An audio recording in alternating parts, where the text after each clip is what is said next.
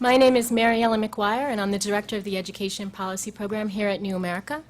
For those of you who are first-time visitors to New America is a nonprofit, nonpartisan public policy institute that invests in new thinkers and new ideas to address the next generation of challenges that America faces. Dedicated to the cause of equity, access, and excellence in education, the Education Policy Program proposes comprehensive policy proposals from pre-K to graduate school with the goal of closing multiple achievement gaps. Over the past decade, an increased focus on school accountability has led to a greater understanding that the roots of a child's academic, social, and emotional success begin long before they enter school. Data show that children who are born into poverty have much lower chances of succeeding in school, in college, and in the workforce. Children who are born poor will likely stay poor. They are more likely to live in unsafe neighborhoods, attend low-performing schools, have little or no access to outdoor or recreational spaces, and have less access to books. Their parents have very little choice about where they can send their children for child care, after-school care, or summer care. The care they do receive is more likely to be of low quality. As a result of these accumulating deficits, poor children are at greater risk for poor academic performance, being held back a grade, dropping out of school, and being unemployed. What is most tragic is that this cycle of disadvantage will likely repeat itself over and over until, as one of our featured speakers says, we are determined to do something about it. Fortunately, a growing body of research has identified effective early intervention strategies that can help break this cycle of poverty. Today, as we look to a new Congress that will authorize the No Child Left Behind Act and look to President-elect Obama, who we hope follows through on a proposed $10 billion 0 to 5 initiative, I'm happy to welcome all of you to a well-timed look at what research and past experience tell us about what works when it comes to helping children at risk. Susan Newman, a professor at the University of Michigan School of Education and a former U.S. Assistant Secretary for Elementary and Secondary Education, and Douglas Besharov, the Joseph J. and Violet Jacobs Senior Scholar in Social Welfare Studies at the American Enterprise Institute and a professor at the University of Maryland School of Public Policy, are here this afternoon to reflect on Dr. Newman's new book, Changing the Odds for Children at Risk, 7 Essential Principles for Educational Programs that Break the Cycle of Poverty. According to the programs that work must actively target the neediest children, begin early in children's lives, emphasize coordinated services, focus on boosting academic achievement, deliver instruction by trained professionals, acknowledging that intensity matters, defending against any dilution of program quality, and always hold themselves accountable for results and for children's achievement. These principles reflect values held by New America's Education Policy Program. Recognizing the importance of early intervention, we have established an early education initiative that works to advance policies that improve access, quality, and alignment in early care and education. Our Early Childhood Initiative, along with our Federal Education Budget Project, a program that encourages policymakers to base funding decisions on solid evidence about what works, welcome you here today. Sarah Mead, the director of New America's Early Education Initiative, will moderate today's discussion, but we're going to start off with Dr. Newman. Dr. Newman.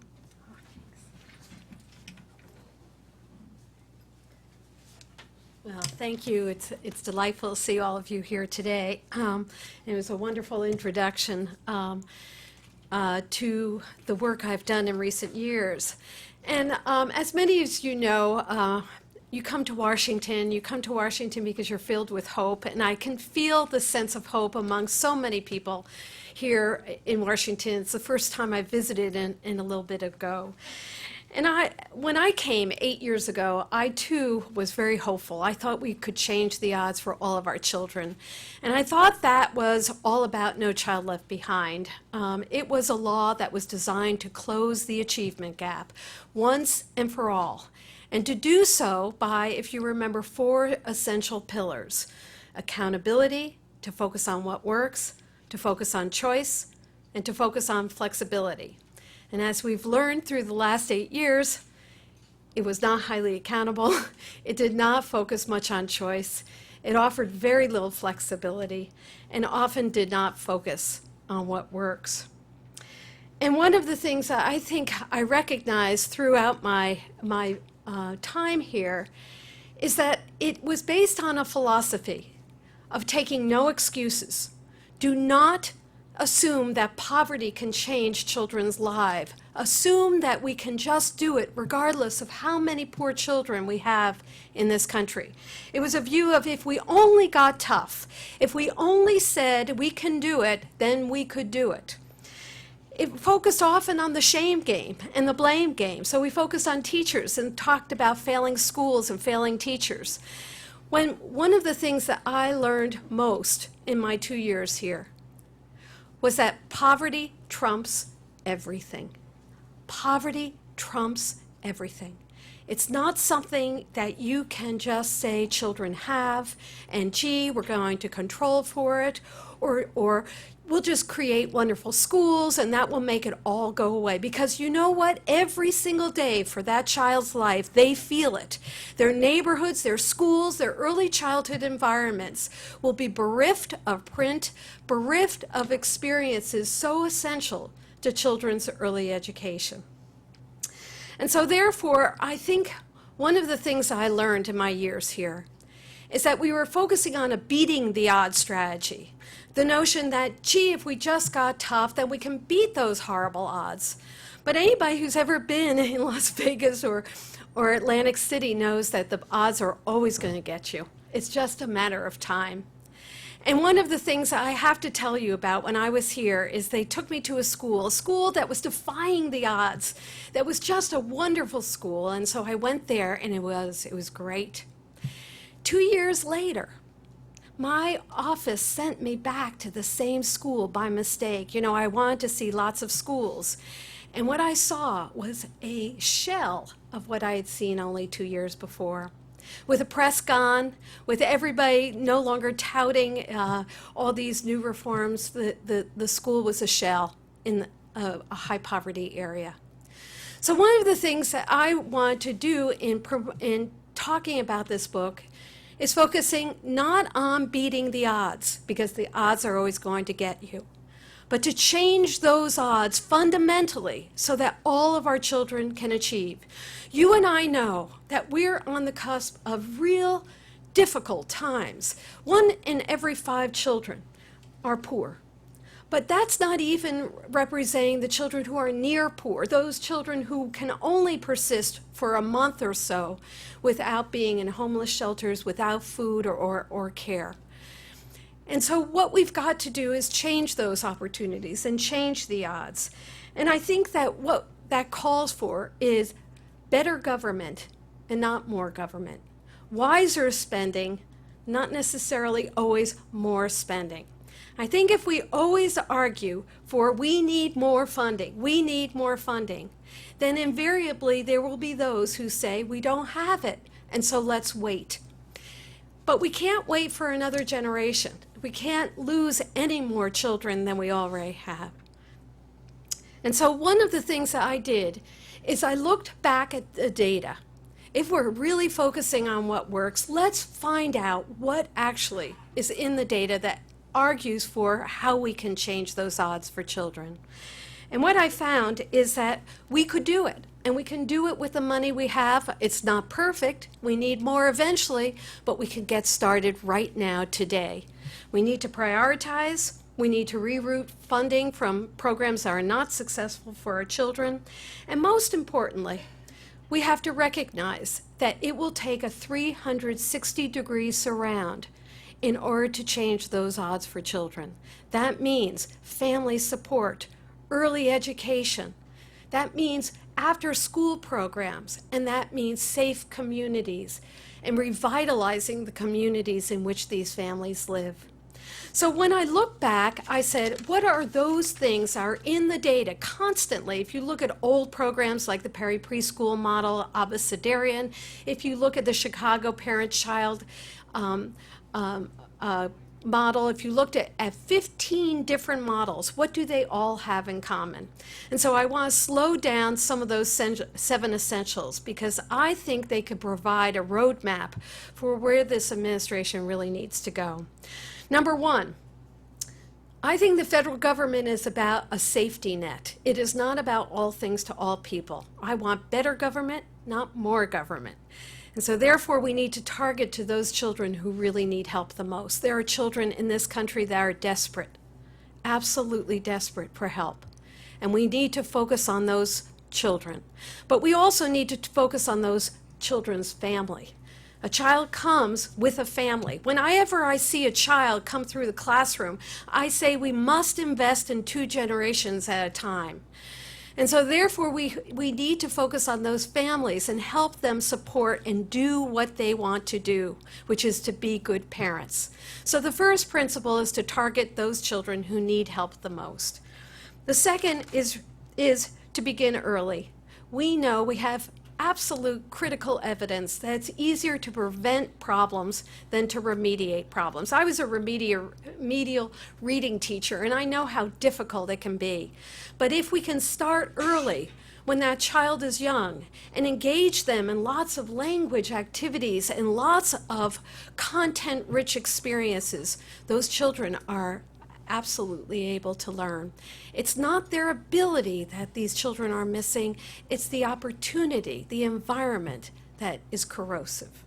Third, they need coordinating services. Many of our children are unhealthy. They're coming to school with middle ear problems. They can't hear the story. They can't understand it because they can't hear. Their gums are so bleeding that they're in pain all the time. We need health services so that those children are coming to school ready to learn. Fourth, we need to have compensatory classrooms. And what that means is special classrooms for children who need help the most. Small classrooms, classrooms with highly trained professionals that really engage them in the kind of learning they so desperately need. Fifth, they need highly trained professionals. I've said this before, and I'll say it again. I had a little ADHD kid. Do you know ADHD and what that means? Well, invariably, the teachers don't necessarily like these kids. They jump around, they're all over the place. And so therefore, my child's teacher, Mrs. Reed, interesting, told me that he was going to stay back in the first week of classroom. He was going to stay back because he didn't know his letters, his numbers, his address. And inevitably, throughout that year, she confirmed her hypothesis. So by the end of the year, he was going to stay back, right? Because he needed extra help. Well, one of the things we know is that with highly trained professionals, that child who needed so much help in 6 weeks was able to be on grade level. That's what highly trained people can do. They know how to diagnose and they know how to help. Next to the last, intensity. Intensive programs work. Many of our programs have been wishy-washy, diluted, nothing. And therefore, it gives the claim to other people who say, you see, nothing works. These children are incorrigible. It allows someone like Charles Murray to just say real education should be about the top of the curve and not the bottom. When we have intensive programs, we provide the kind of intervention that these children desperately need. It takes a lot, and we need to recognize that. And finally, accountability. We need accountable programs that look at children progress all along the way, using our money as if every time we're thinking about our own taxes going into those federal programs. We need to be accountable in the very beginning, the middle, and always at the end. Are there programs like this that are working for our children? Absolutely, across the country, day in and day out. There are hidden stars all across this country, early Head Start programs that are helping our children. This is not the Big Brother Head Start, but the early Head Start. Programs that are going to trailer camps, to parents who are helping them get on their feet, who are getting the children started and conversing and interacting and helping them get into pre-K centers. There are programs like Avance, programs for Spanish-speaking parents that engage parents in actually toy making. And as they're talking about toys, they're interacting with their children and doing lots of cognitive activities. There are programs like Bright Beginnings in Charlotte-Mecklenburg that take 80% of their Title I funds and pull it down into pre-K and create a literacy-based program that is both fun and long-term gains. And so all across this country, Reach Out and Read, Books Aloud, military preschools, the Abbott early education program are showing that we can change the odds for all of our children fundamentally now, and we can sustain that over time. Thank you. Thanks, Susan. I guess I might as well get up.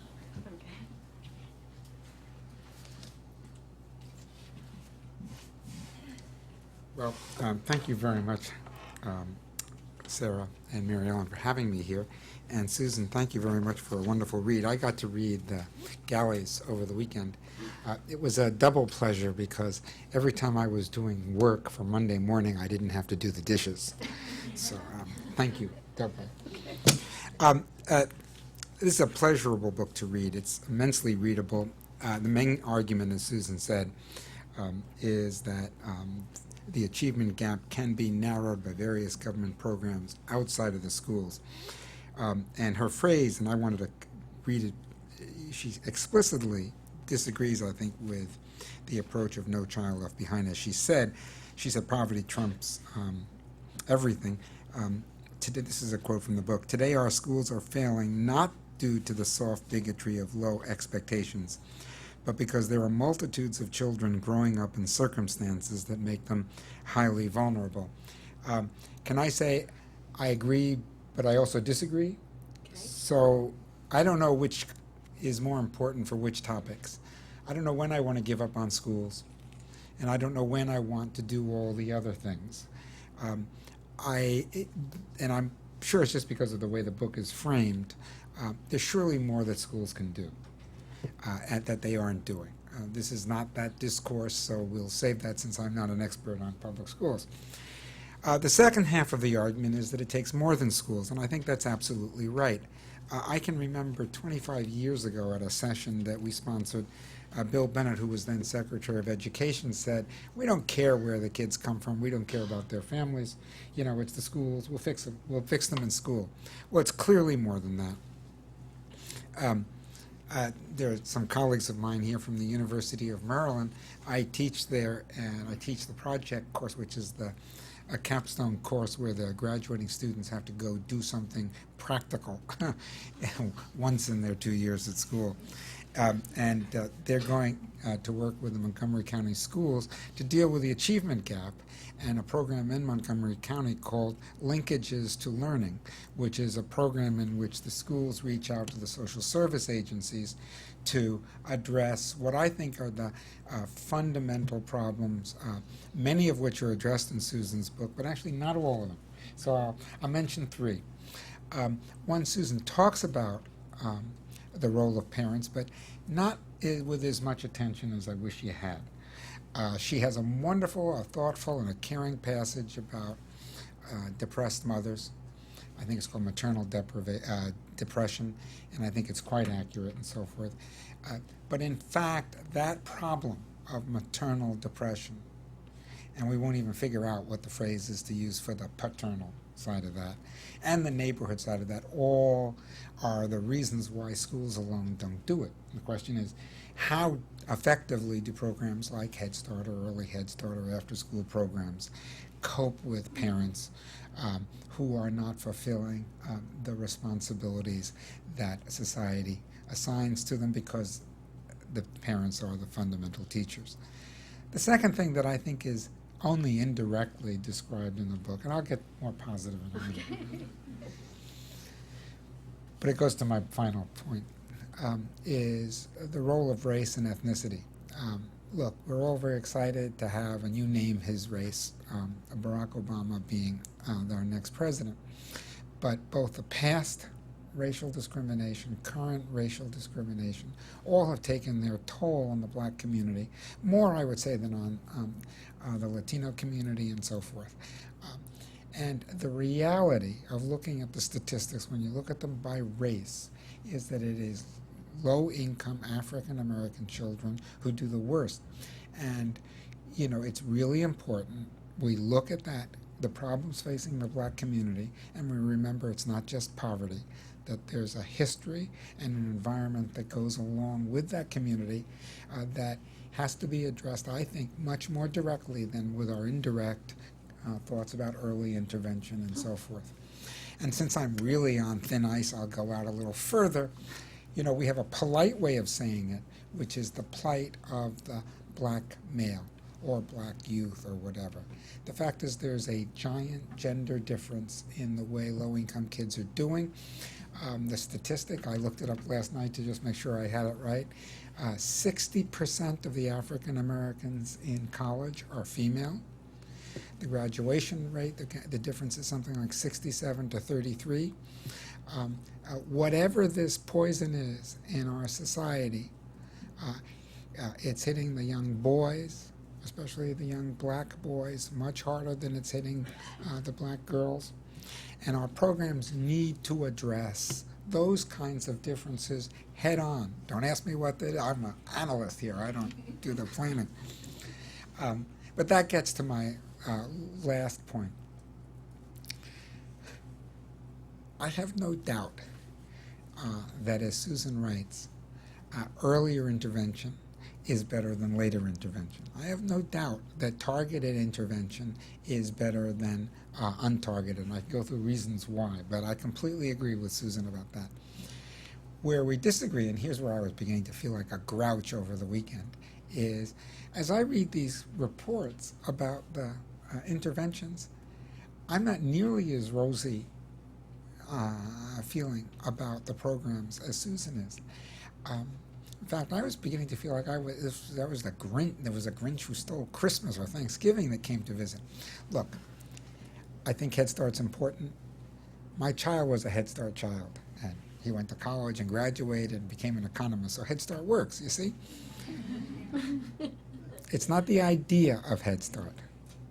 It's not the idea of after-school programs. It's not the idea of nurse home visiting. It's not the idea of family strengthening programs. It is how well they do fighting the three big problems I described, plus many others, right? Parents who have been weakened by a history of problems, race and ethnicity, and the special problem with boys. So why should we expect that programs designed on the fly, locked into establishment politics and so forth, and having been defensive for 30 years of slightly, of on and off conservative rule, why do we think those programs are the best programs today for the disadvantaged children we're most worried about? So my pitch is yes, but sure, early intervention, sure, targeting, sure, the most qualified people, sure, accountability, but also evaluation, honest evaluation, tough evaluation, not for the purpose of killing programs, but for the purpose of improving them. And my real complaint is, many, many years ago, I was on the board of Mathematical Policy Research. I haven't been on the board for, I think, 15 years, so there's no conflict of interest here. But Mathematica evaluated the after-school programs under the 21st century program.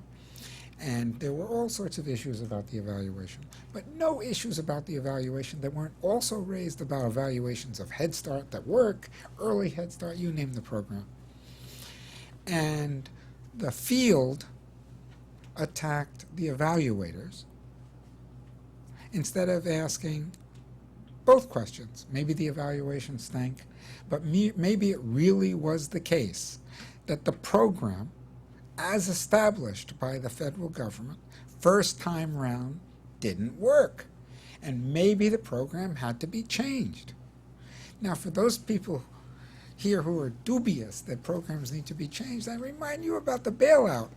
We seem to be in the third or fifth incarnation of the bailout.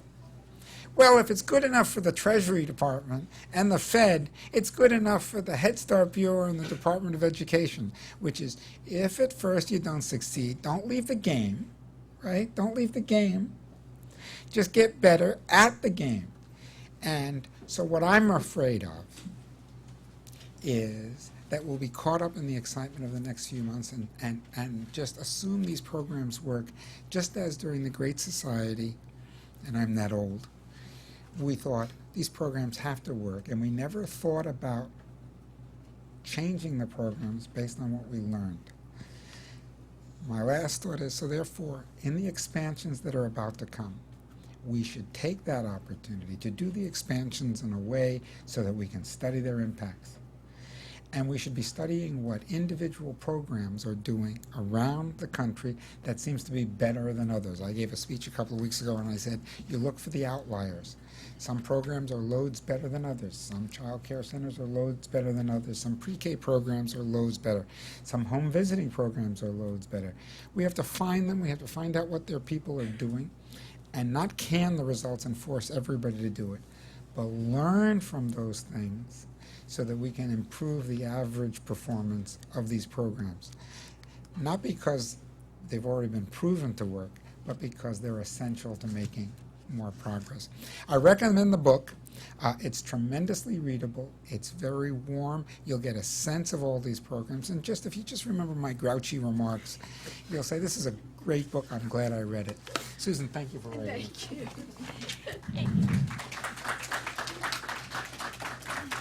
And sorry about the first row. And thank you, Doug. Those are some very provocative remarks, and I expect our audience is going to have a lot of things they want to say and ask in response to them in a bit. But before we get to that, I'm going to exercise my prerogative as the moderator to ask the two of you a few questions and hopefully spark some discussion between you. Just to start with, you both mentioned targeting and the importance of targeting, and I just am curious. I want to get a sense of, what number of children are we talking about here? What percentage of the population of children in the early years really do need these kind of sort of intensive services that you talk about in the book? And beyond that, is there some population of children that also needs less intense services? And sort of what population of children are we talking about there? I think that's a wonderful question. Can you? It's very clear that about one, and even more so, is going to be poor out of every 5 children. But not all of those children need intensive services. There will some children who will thrive. I once did an analysis of giftedness in Head Start programs, and I found that the same percentage in Head Start was true of the regular population outside. So we have children who may be poor but don't need such intensive services. A while ago, I feel very strongly about the multiple risk child. There are children who have mother language, second language, mother's education, and poverty. All those 3 come together, and they are triple risk children. They are likely to need real intensive services. When we talk about that, an analysis of ECLS data set that Child Trends did a while ago said there aren't that many triple riskers. So one of the things I think we need to do very carefully is triage to a great extent, is to examine who are those children who need the very, very intensive programs. This is small classes, highly trained professionals, full day classes. What are the children who need a different kind of program as well? So I think that's very important that we begin to look at what are those children who really, really need these intensive services and target more effectively. Yeah, I couldn't agree more. So let me answer the question from a different dimension. Again, at the risk of being un-PC. There's a tendency in the data to say the whites are doing okay, the blacks are doing terribly, and the browns are sort of in the middle. It's not me talking, I'm just sort of wanting to get your attention. It's really a much more complicated story I've already mentioned something about race. Let me say that Latinos with their special language needs, with their special assimilation needs, have other problems. And the degree, when we combine them in the same programs, and we give them the same test, and we say, see how poorly these kids who are not hearing English at home do, we cheat all the disadvantaged kids, because it means we don't develop a program focused on the black kids and the special things they need, and we don't develop a program or pieces of programs for the Hispanic kids and the special needs they have. I've been to Head Start programs that are mostly black, mostly Latino, and mixed. And it's so, now I know I'm exaggerating here, I'm painting with a very broad brush, but these are realities of the social problems we face. And so targeting to me is not just economic targeting, and the risk factors that Susan mentioned are exactly right, except as you look at those, you really right away see race and ethnicity defining who's in each risk factor. What we need out of Washington, but also out of the state capitals and localities, is the ability then to build interventions that are related to the risk factors involved. There are different problems with different with people having different needs, and I just hope that as we move forward in the next 4 to 8 years, we can look more intensely at the broader problems facing America's families. Yeah, and I wanted to also follow up on this issue of schools and the role of schools here, because, you know, reading your book, which is great in many ways, I've had this feeling that we're sort of dancing around the issue of schools. We've got the early childhood programs before school, we've got the after school programs after school, but the school is kind of this thing that is out there in the book. And I guess I'm curious about, as all these different interventions go into place, how do you see them relating, connecting with the public school system, sort of aligning what they do there? And conversely, I mean, it seems to me that if children are getting the benefit of high quality early education, then actually things need to change in the schools in response to what those children are coming in with. So can you talk a little bit about how schools really fit into this reality and what needs to be done to connect the things you're proposing to the school system? I think that, again, that's a great question, Sarah. You're right, I ignored schools a little bit in this book because I feel that very often it's the other institutions we need to mobilize. I mean, we focus a great deal on schools in the last NCLB reforms. We focus very little on early education, as you know, in these reforms, as well as really in after school and other kinds of programs. One of the reasons also that, frankly, that I focused less on schools in this particular book is that they are less malleable in many respects than many of these community-based organizations. They have typically not drawn families in, not been very active about the community. And so therefore, what I see, my dream would be to have more of a full-service school where early education programs are welcome, where after-school programs are welcome, where the comprehensive services are right there so that parents can access them, where it's a community where libraries are open later at night so that parents can use those libraries and get books to their children. My view is that the school could become a community center for that community and revitalize that community. And so that's what I'd like to see. But in many respects, and this will irk some people, I see the community-based organizations reforming the schools rather than the school reforming the community-based organization. So just to push on that a little bit more, do you see a need for certain kinds of reform in the schools, and how do you see community-based organizations as being able to drive that, either through offering services or organizing parents, or how do you see that playing out? Well, I see that very often schools are doing a good job at what they're doing. They were never based on clinical institutions. They were never designed really to focus on individual children's needs. They are wonderful for the average child. They are not, and so therefore I think that community-based organizations can begin to give schools a sense that parents are useful in the school context. They provide they are the child's advocate. They can help organize that school in a better way. So I think that, again, I think that when we have early education programs, one of the things I'm worried about, and perhaps we can talk later on, is that the school will influence the early childhood rather than early childhood influence the school program. So if the other takes place, then that would be my ideal. Sure. And I do want to ask you about one thing specifically related to the school side, just to stay on this a little bit. You know, the program that I think in a lot of ways you are most identified with from your time as assistant secretary is the Reading First program, and you talk a lot about the need to evaluate programs and to get rid of programs that don't work and hold programs accountable in your book, but I think there are some folks, and I'm not necessarily saying I agree with this view, who would say that, we have these impact evaluations of Reading First that IES has published that, are pretty disappointing in some ways in terms of the impacts that they show. Why do you think that those results are that way? Do you think the results are valid, and do you think that means we need to defund Reading First and reallocate those funds to a different use? Again, just wonderful question. Yes, I feel very strongly about Reading First, but I recognize a very important thing one day on when I was riding the train. I decided to read the National Reading Panel Report, which is what Reading First was actually based on. And when I read that report, what I recognized is statistically, very often, they would take poverty and they would control statistically for poverty.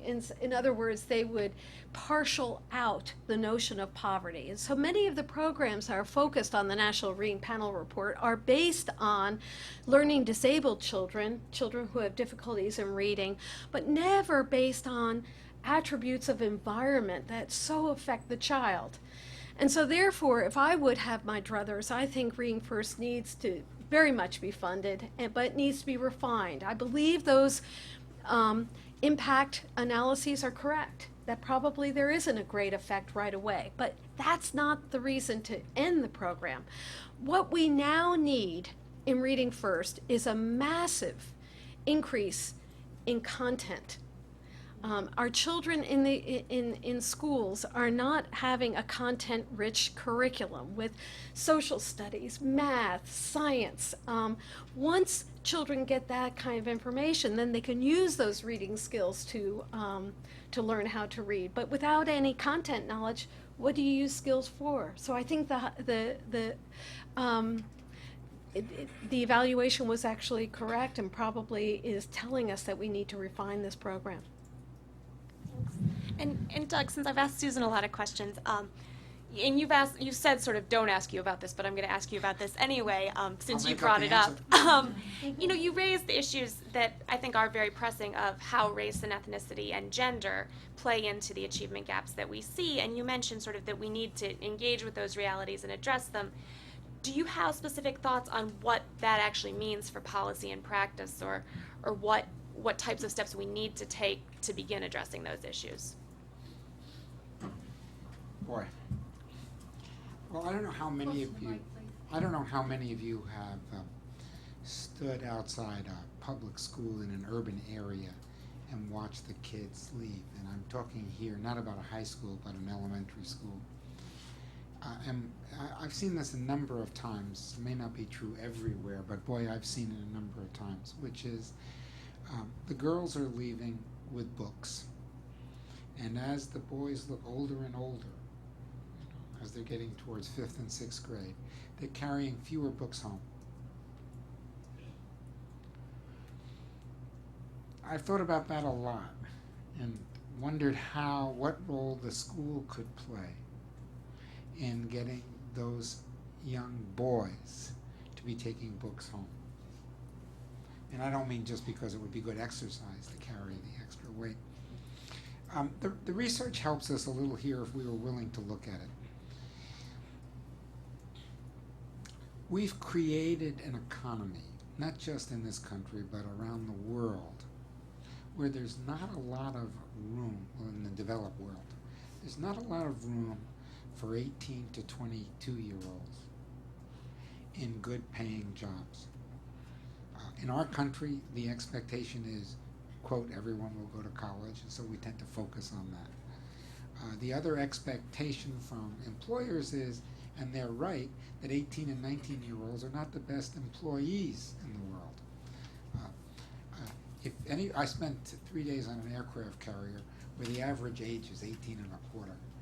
And they make those ships run with these crazy young kids because, their bodies are filled with hormones. But you don't particularly want them working for you in anything but a semi-military situation. There's no place for those kids in large parts of our society, I think. And they look around at the older boys in their neighborhood and don't see a future for themselves.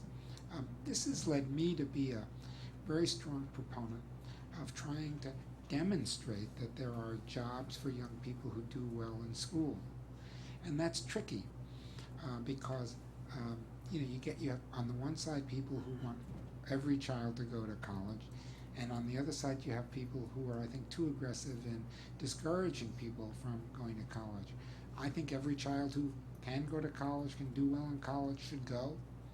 But I know that there are loads of jobs out there that are available that go for, that go wanting now, partly because there are not pathways from high school to those jobs. And I think it's atrophied. And I think it's atrophied because we haven't been able to focus on two things at once. The college path and then some other kind of career path. I don't know exactly how you do that.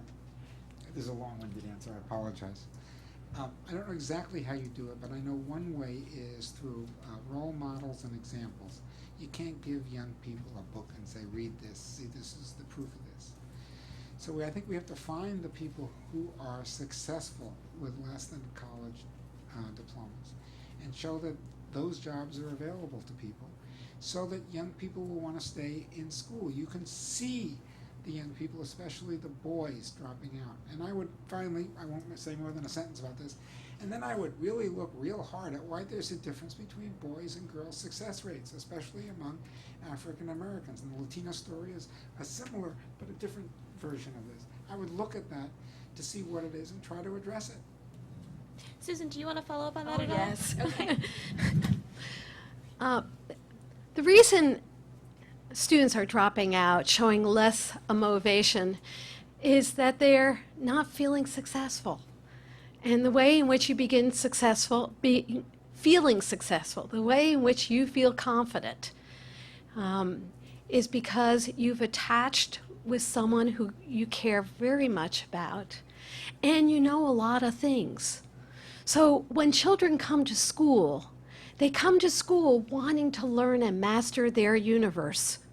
And what happens is they get shut down sometimes because they don't feel competent.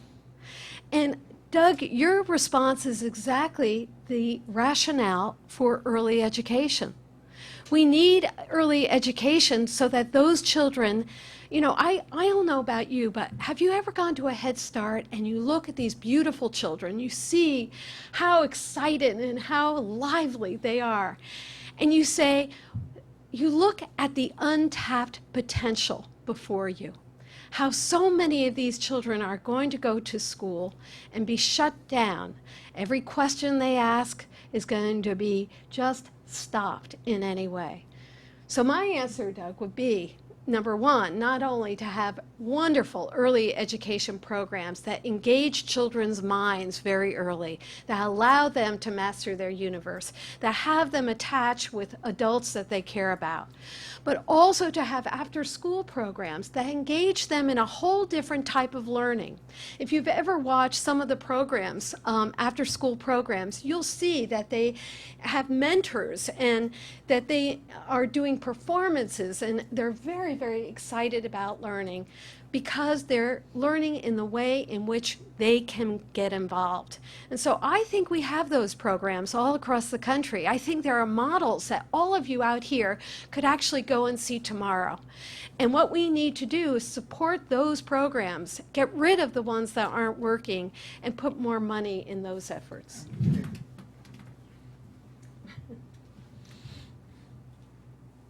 Without disagreeing.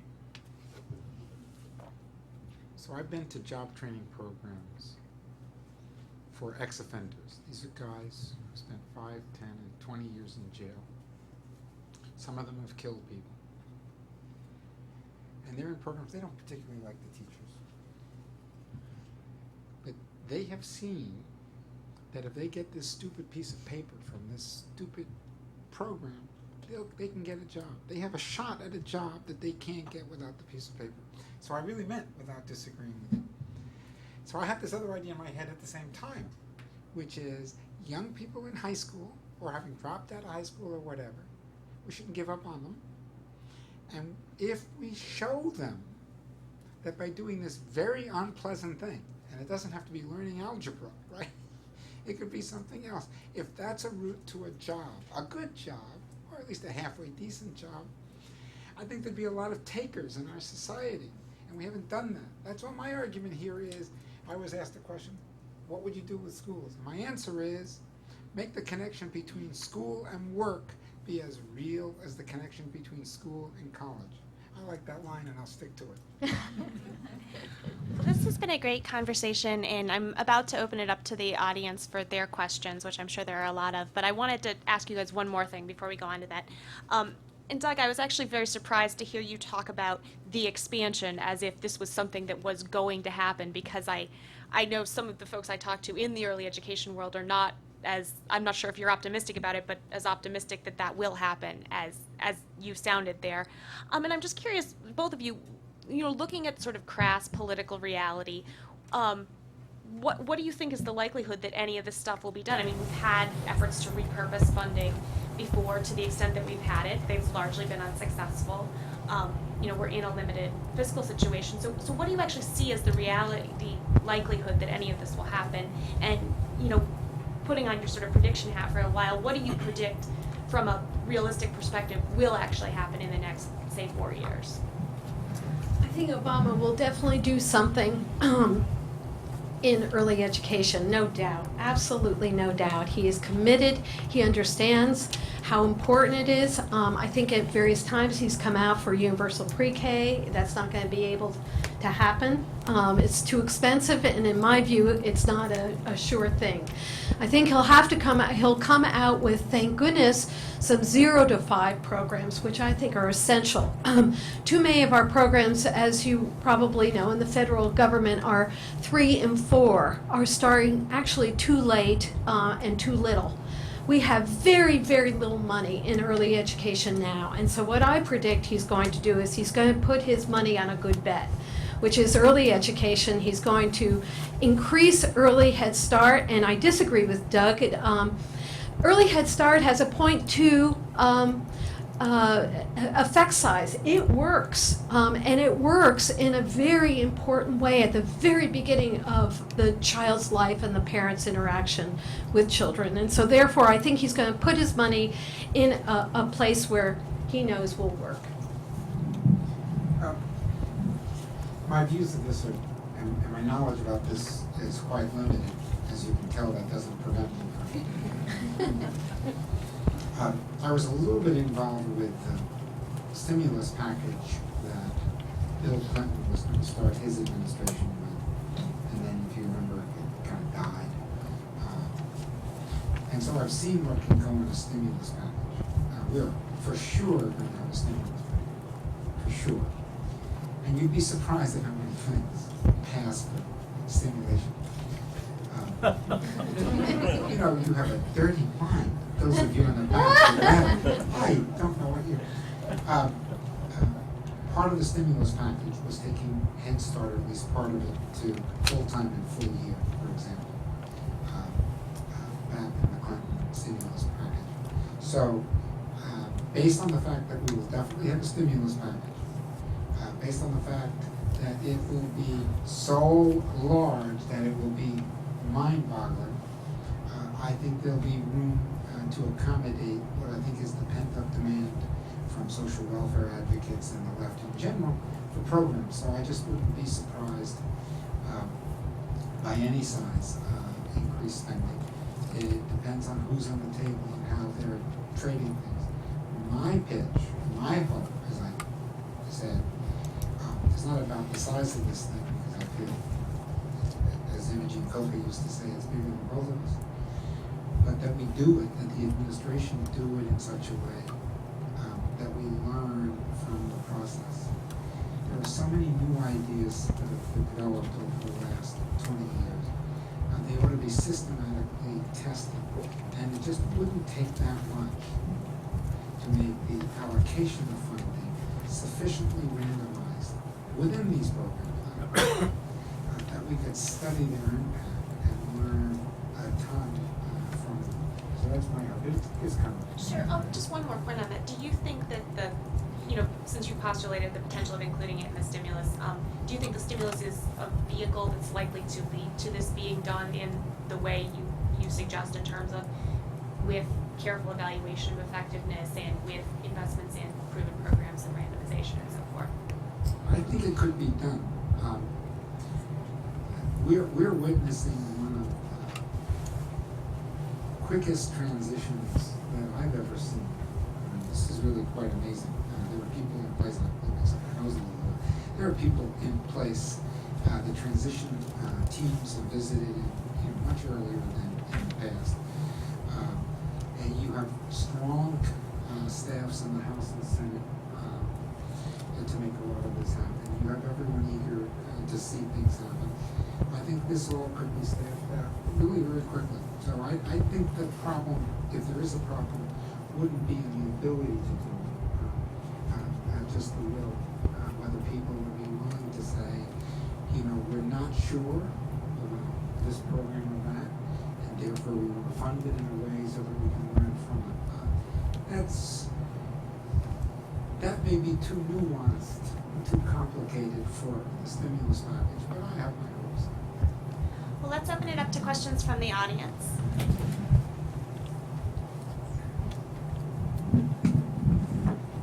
Ma'am, here in the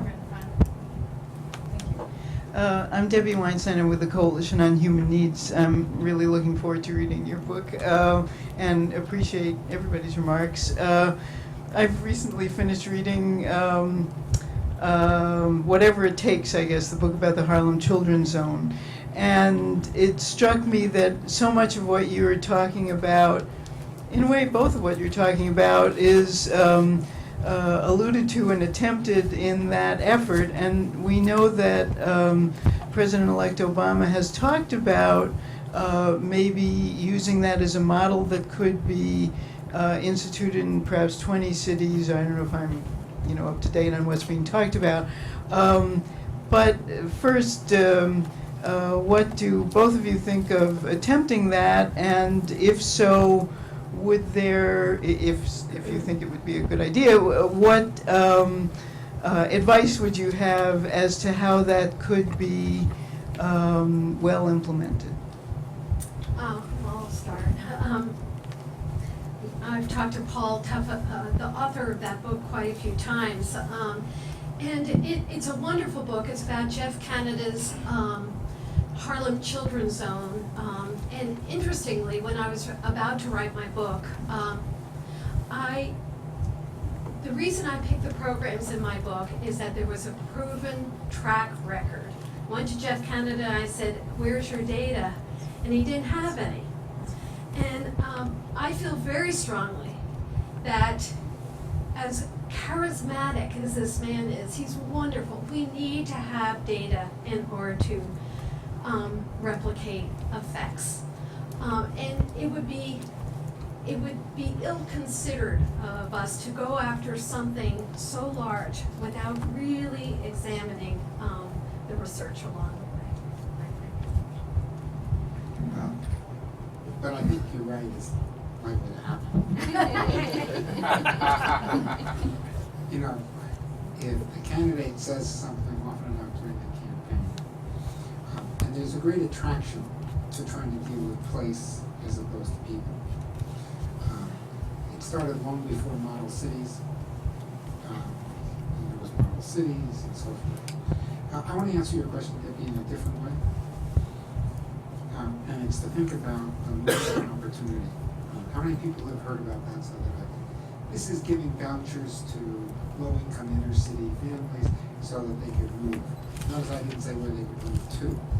The original project was in Chicago, and it was meant to remedy past racial discrimination, and so the vouchers allowed black kids, too many of them now, to move to white neighborhoods. And the initial findings, it wasn't the most rigorous evaluation, but it was as rigorous as a lot of the evaluations we're talking about, showed that the kids did, and you mentioned in the book, kids did considerably better. There's an argument about why. My sense is it's both a combination of better schools and peer effects.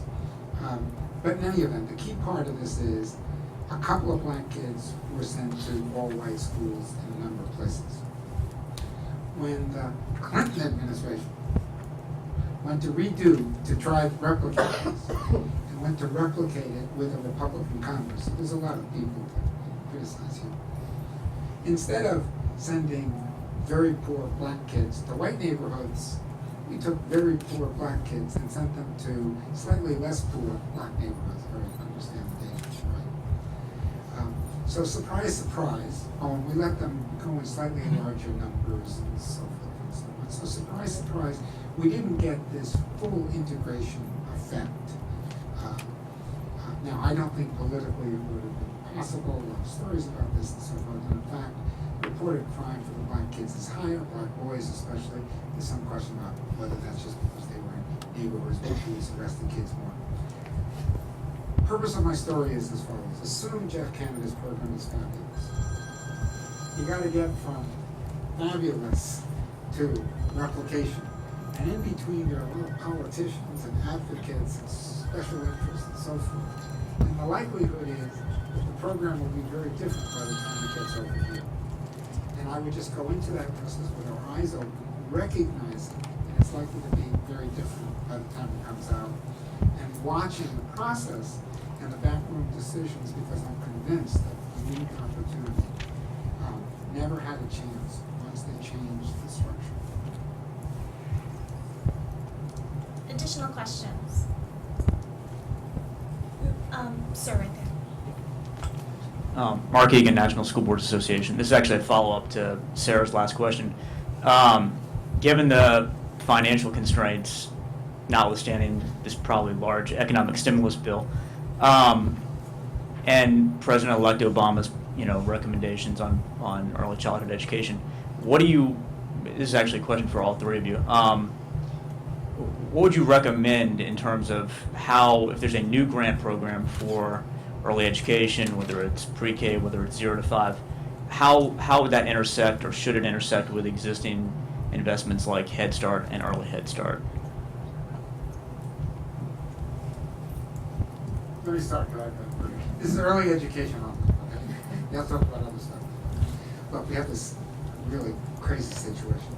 Head Start's being, I'm going to exaggerate only a little bit, being pushed out of its core program area. The Congress last year passed, this year passed authorization for Head Start to serve kids up to 130% of poverty. And that's because it's running out of kids under poverty, age 4. Why is it running out of those kids? Partly it's the pre-K movement, kids are being pulled into that. Partly it's all-day child care as their mothers work. So we clearly have a situation in which the 3- and 4-year-old world, pre-K world, is changing in front of us with no one willing to say, boy, some people have to lose there needs to be a reorganization here. Some plants have to close in Dearborn. Did I say that? I didn't say that. Some plants have to close. Some reshuffling has to go on. If I were Susan, and I am on this, since I believe that there are very few barriers to entry for a good pre-K program, I would let most pre-K kids have a lecture. I'm not troubled by that at all. I don't particularly want them in the schools for loads of reasons. And I would have a high-intensity program for the most disorganized families. I would probably still call it Head Start and so forth, but I would try to help Head Start go back to its roots, which is trying to deal with deep-seated structural poverty and the problems that those families have. And I just wouldn't encourage it to try to be a daycare program for families of 130 to 150% of poverty. Once you do that, the programming will focus on those kids, and we'll stop worrying about single mothers with tremendous social dysfunctions. So there I said it. First thing, one of the things they have to do is some kind of consolidation. I mean, there are so many children who qualify for Even Start, then stop, and then they can't get into another program. And so the programs, one of the things that Rob Page tried to do is just have a task force to try and find out where are all the early childhood programs and how can we better connect them and get rid of some of the red tape. I'm not sure if you know some of the problems of Even Start, but every reauthorization of Even Start has more red tape, and it's become really a behemoth of regulations and unwieldy guidelines. And so therefore, I want to get rid of some of that. In many of our states, a good block grant, which brings all these different funding streams together, would really do well, because different states have different capacities. There are some states that just have no capacity in pre-K, and so therefore some of the issues of Head Start are not there. There are other programs that only deal with 4-year-olds, and so many of our poor families get a start and stop kind of relationship in early childhood, and I would like to see that go. Bella Rosenberg. Hi. On that last point, which basically deals with the structure of federal policy making related to child and youth development, I think, you know, in the course of your conversation, you've identified that it's all over the place, it's disconnected. It goes from the Department of Agriculture to HHS, the Department of Ed, and you know, and then some.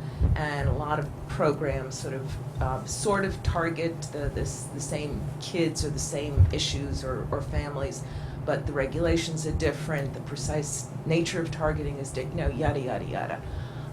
And I think that the two of you have basically said, and the evidence is just rock solid, that the only way we're gonna, overcome the achievement gap is through an additive approach. That there's no one, early childhood is great, the evidence on some programs is fabulous, there's some other things I could Can mention. you get to the question, please? Yeah, sorry, Thank you. I just wanted to make but at the federal level, given politics, given committee structures,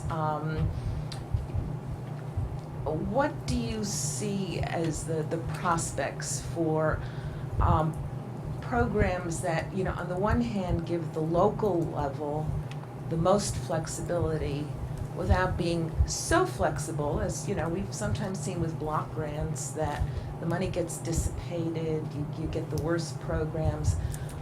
So on the one hand, the local people on the ground level know best and can sort of parse out the needs of their communities. On the other hand, the federal level has more access to evaluation, information about good programs, et cetera. How do you bridge those two worlds between sort of flexibility and making sure that the dollars go to what they're supposed to go and get a comprehensive developmental approach? Well, first thing, you gave a wonderful summary, thank you. I'd love to hear later what you think, but for me, it's all about accountability, good accountability. What I would like to see are far fewer strings in place, far less red tape, giving the community back to the community. I think Doug has described very movingly the moving to opportunity notion, the notion of displacing communities and putting people in weird places is not the way to go. We need to revitalize those communities, and the way in which we do them is we bring programs back to that community and engage the local people involved in that community. But I also think that accountability has to be around constantly. In other words, we have to be courageous enough to close programs that don't work. And we haven't done that. We've been nice. We've said, well, let's give them another year. But one of the things we know is our children don't have another year. So what I want to see is I want to see accountability at all levels. I want to see progress monitoring. I want to have the programs relentlessly look at their roadmap, see where they're going, and then to be flexible enough to transform what they need to do in order to get better. I'm going to take two more questions, and in the interest of brevity, can people try to keep their questions short? Ma'am. Well, my question is about the 18-year-olds to the 21 or 22-year-olds, especially the young men. I'm seeing that the military are now recruiting more people because of the economy, And we're hearing Obama types talking about community service. I don't know whether you want to talk about that age group, but if you do, I'd like to hear more about it. Well, one of my gripes about the early education movement in general is, to the extent it says, do something by age 5, otherwise you're in trouble. That undercuts efforts to deal with adolescents and older young people. So I always say, there are very few hopeless cases, and that government policy ought to be trying to help people at all ages until around 69. Then you're on your own. You got your Social Security. Anyway, no, seriously. Government policy shouldn't ignore these kids, because you can see some of them falling off the cliff. And you think that there's just small things that can be done to help them. So it's likely that there'll be some kind of national service. People have been talking about it. The spigot's really going to be on January 20th. The amount of money that's being spent, right, is so large that they'll find room for this. I'm quite sure. So national service. The military's, everyone thinks the military has to grow, but that's only 500,000 people. They'll grow it a little bit more if they think that's necessary. I think the challenge is going to be how to think about that period from around 10th grade to whatever the end of education is. There's going to be an argument, the Gates Foundation still hasn't given up on college for all. It's just, college for all is a great piece of rhetoric as long as we make room for the kids who aren't going to college. And so I think the challenge for the Obama administration is going to be to decide what it does with the 10th graders who are beginning to drop out of school. And if the program for the 10th graders is finish high school and then do 2 more years, and then you'll see something good, I don't think that sale's going to be made. So I think they're going to have to go after the programs in high schools. And that's what I would argue. Make those high school programs more attractive, even if it's just a piece of paper that you need to get a job, and try to structure the incentives for the young people to stay in school. Now, that's very generalized. I think we're going to see some of that. And the other thing that I think we're going to see, which is going to build on this, is I think there will be a very large program for ex-offenders. There the evidence, I'm usually the grouch. The evidence about our ability to help ex-offenders make it is very strong. And the reason is, my wife's a social worker, I can say this. How many social workers does it take to change a light bulb, folks? 1. But you need a light bulb who wants to change. And these men are coming out of prison, many of them, they don't want to go back. And so they're willing to do what it takes to make it in our society. And that's about 3/4 of the battle.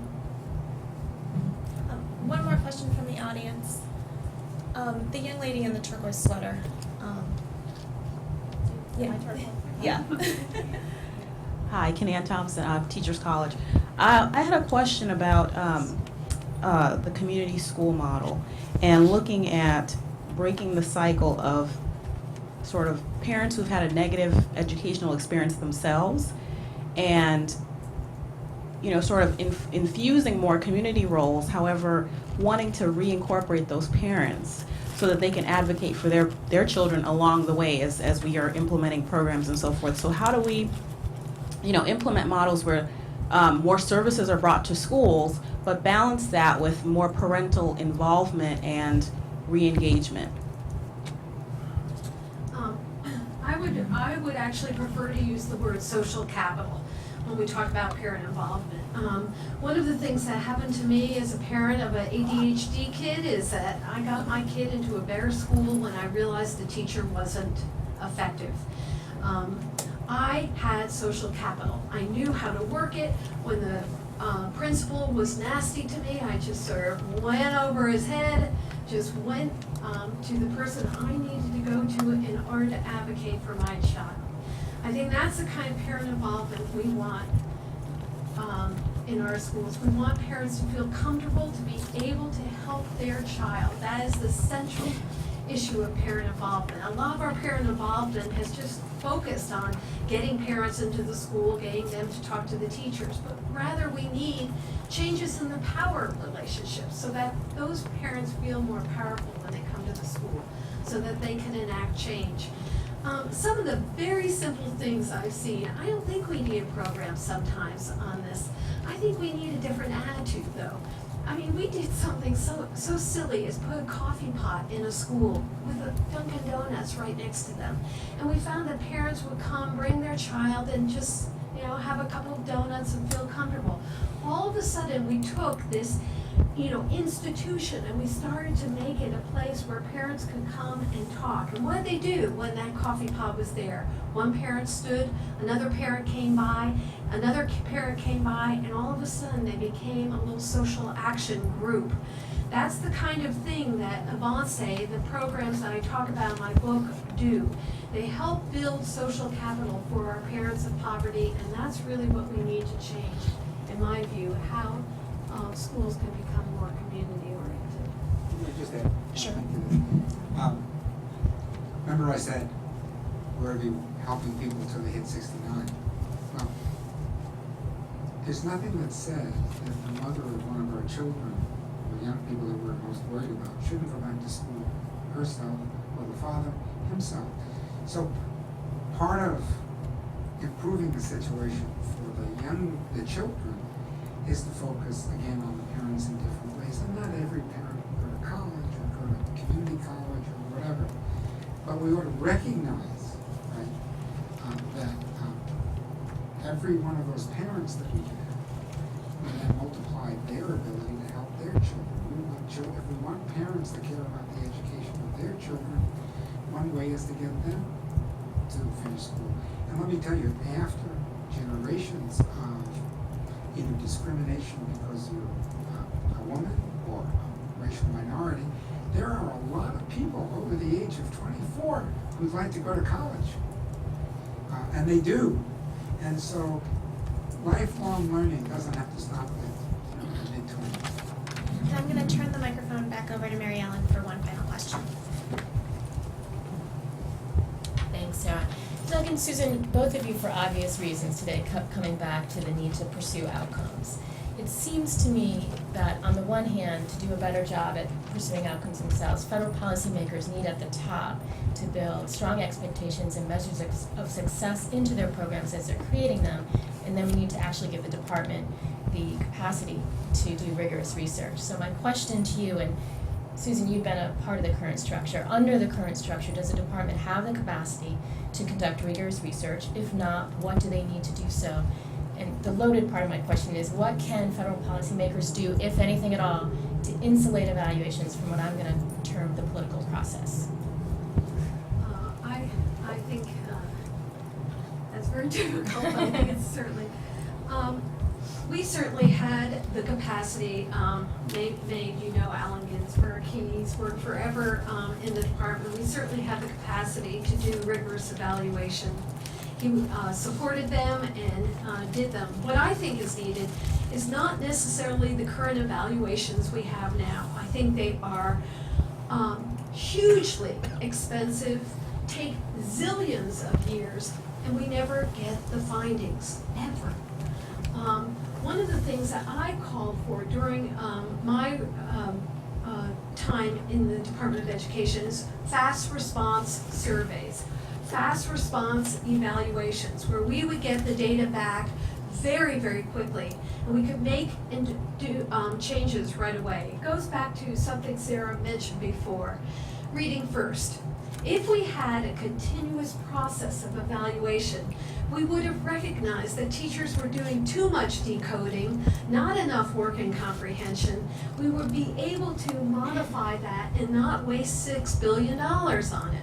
So therefore, I would say that the Department of the Future really needs to have a very fast response survey mechanism where we get data from various means that is not all randomized controlled trials, which are take forever, but really very quick responses so that we can refine our programs and really do a better job for kids. I completely endorse that. I therefore will answer the question from another part of it, which is all the tests the kids are now taking. I was not around when all this was put together, but it sure feels as if a bunch of politicians organized this. Because the nature of the test, the sequence of the tests, the way they're not averaged over years, all the other sort of the metrics within the tests, all look exactly like the wrong way to measure progress in achieving goals. What I don't know is where, so I think that's the big evaluation question. The Democratic staffs on the Hill, I think, are ready, or were ready, to keep the basic framework of accountability and no child left behind and modify the way the tests were organized. Given the size of the Democratic majority and the importance of teachers' unions, I'm really not sure. You could easily see a situation in which the test would be tremendously watered down, but kept as the reason for putting tons of money into the public school system. And since I expect them to put tons of money into federal assistance to schools, they're going to need some excuse for doing so. So there'll be some form of accountability, and the question is, will it be improved or will it be watered down tremendously? Who knows? Any thoughts on insulating evaluations from politics?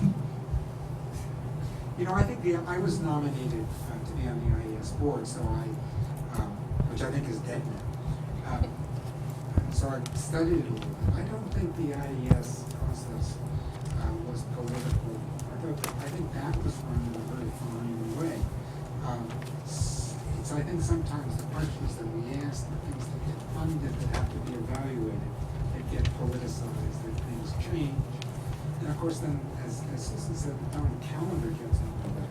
Some things you want fast, some things you want slow. The JTP, the Workforce Improvement Act,